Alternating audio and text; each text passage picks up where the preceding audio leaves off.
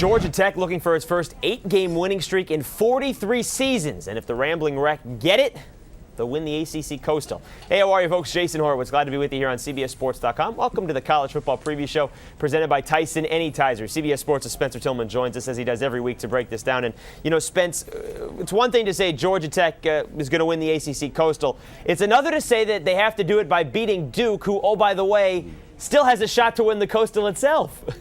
Yeah, they're no longer Duke, are they? No, it's not. Duke is not Duke.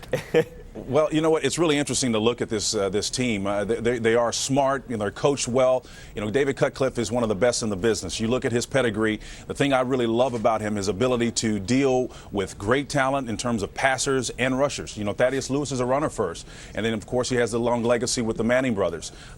This guy is a smart guy. The only challenge they have because of the academic standards there is to get the kind of athletes that will be there long term and qualify first of all academically. But no question about it, Duke is well coach, and they deserve to be where they are. I'm happy for them. Spence, what about Georgia Tech here? Because obviously this is the team that people are, you know, when Paul Johnson came to Atlanta, they said it couldn't work. The triple option would not work in a BCS conference. Yet here we are in his second season, one loss on the year, and that was early.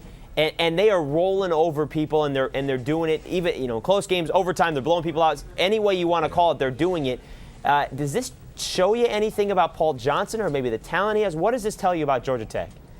Well, what it tells you is that if you're a good leader, you stick with what you do best. I mean, and obviously he knows the triple option attack. And in this era of spreading them out fast, this is a Teflon attack that still has a validity in this system. You know, just ask Notre Dame whether or not against Navy, a team who I guess before 2007 they had won 40-plus straight against them. But that triple option attack was able to neutralize the speed that Notre Dame is pretty much built up over the last couple of great recruiting classes they've had. And then they get a win out of that. But I think what Paul Johnson done is absolutely incredible.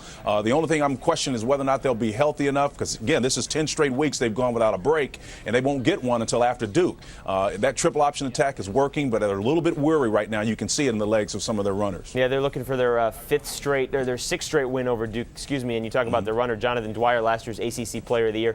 Last week, a career-high 189 yards in that victory in overtime against Wake Forest. All right, Spence, it's weird to say this because we've never previewed Duke. So we've never talked about what's the key to beating Duke. But in your mind, because Georgia Tech's obviously the favorite, what's the key for Duke here to pull the upset?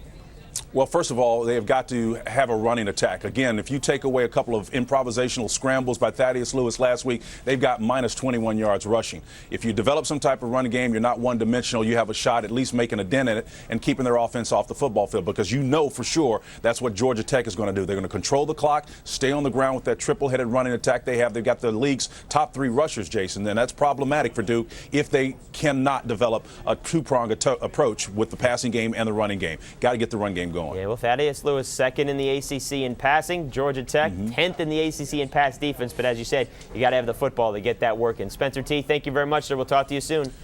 All right, Jason, we'll see you, buddy. All right, folks, for more on this game, stay right here with CBSSports.com. That'll do it for the College Football Preview Show presented by Tyson Anytizers, the meaty good man snack. For Spencer Tillman, I'm Jason Horowitz. Take care, folks.